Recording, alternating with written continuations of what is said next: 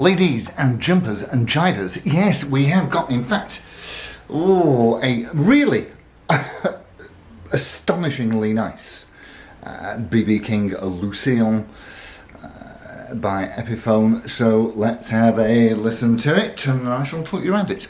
Let's go.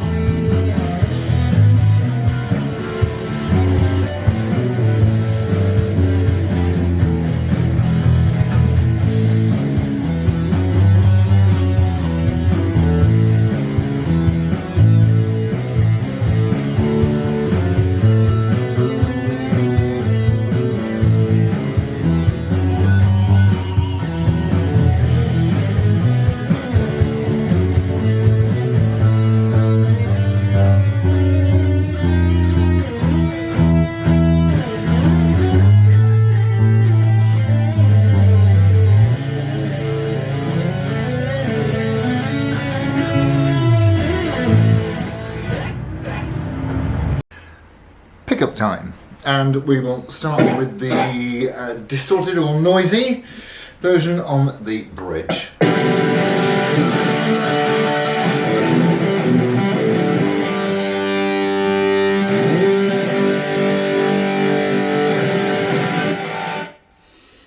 Whoa.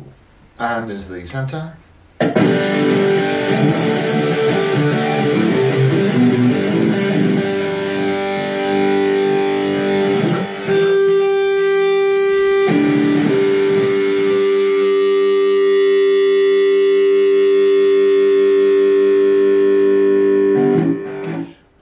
And onto the neck.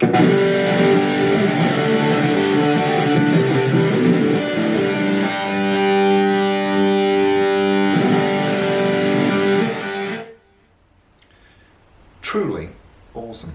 Right, let's see how they clean up.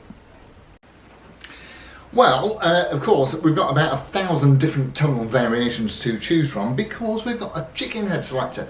Now, Mad Malco did explain to me how these work. I've probably forgotten, but I think it's something like it's a bunch of different size and types of tone caps in little resistors little tone capacitors that you would normally see in a tone circuit. So different ones of those that give it that different sound. I think that's right. Malco, feel free to correct me, mate, if I'm wrong. So let's just have a quick listen to a few of the myriad selections.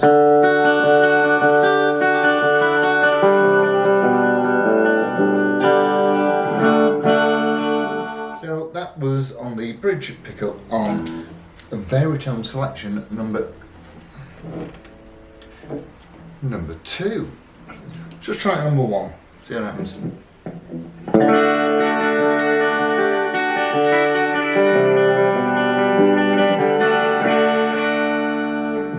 Try number 3 for a laugh. Number 4.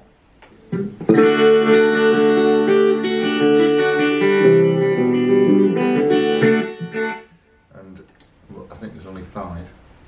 5. And there's 6, you see. 6. 5. 4. 2.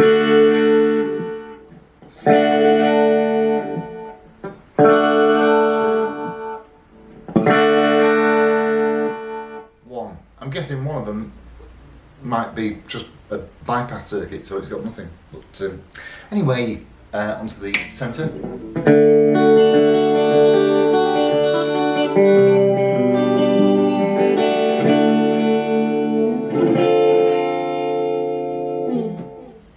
And onto the neck.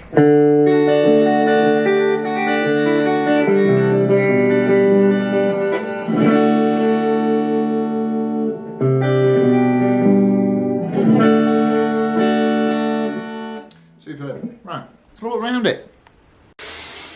So, what have we got? Well, it's a 335 in essence, I suppose you might say. And there are certain differences with this one, this 2007 model from the Unsung factory in Korea, than some of the more modern iterations that I've seen.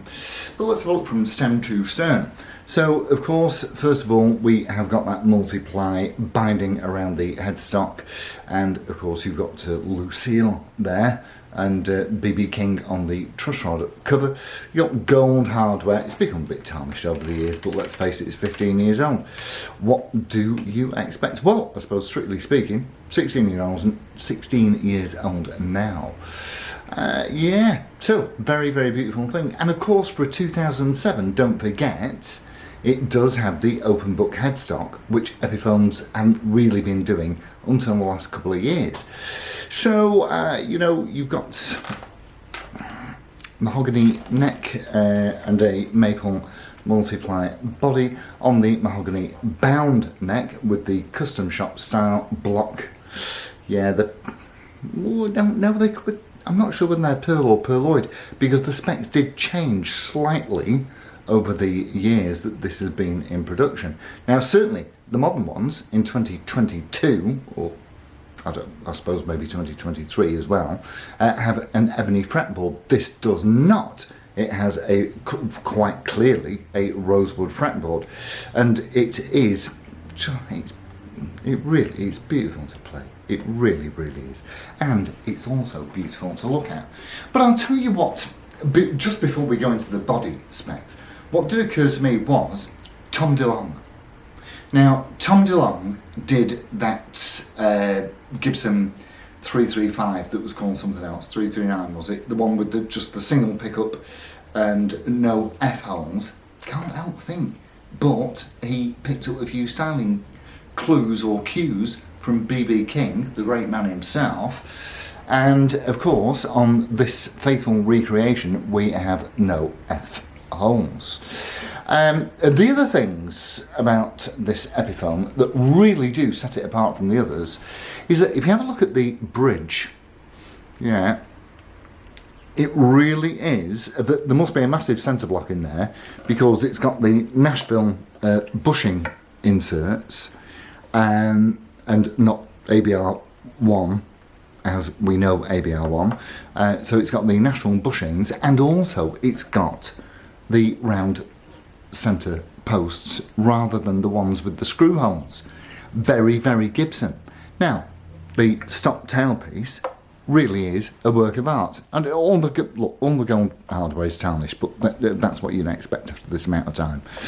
And it's got the individual thumb wheels for fine tuning.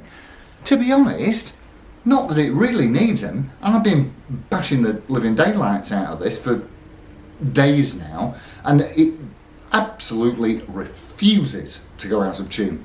So I'm very, very happy with the setup in general. Pickup wise, we have got, oh yes, the body, as far as I'm aware, is a maple laminate with binding fore and aft, as you can see.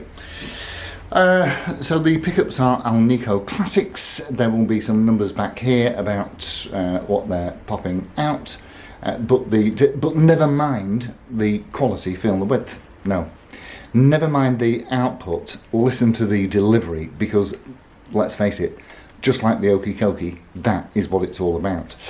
And we've got this really, really nice raised Epiphone emblem here on the tortoise shell alike, not real tortoise shell obviously, because that would just be mean.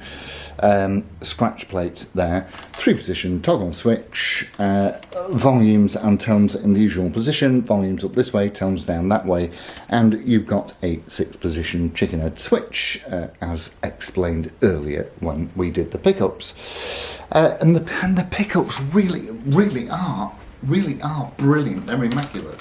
Now, the other amusing feature, and in my opinion utterly unnecessary, is the exhaust ports. So you've got twin exhaust pipes with this, a stereo and a mono.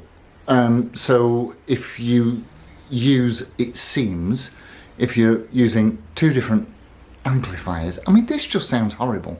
If you're using two different amplifiers, then you can split the you can split the neck and bridge pickups, which I have to say these days might be significantly easier with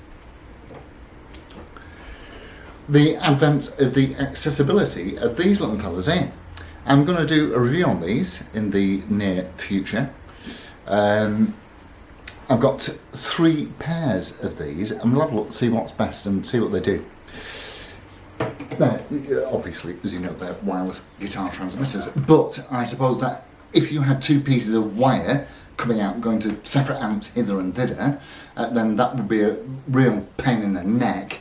Whereas if you've got 2 of those wireless things going, then that will be much more liberating, and liberating they are. So that's it from me, and the glory is really well built. Epiphone, that's mother of pearl, isn't it? Mother of pearl or abalone on the headstock inlays. It's a thing of beauty. Right, with all that said, I shall bid you a fond farewell. Adios amigos. I'll see you soon. Ta-ra.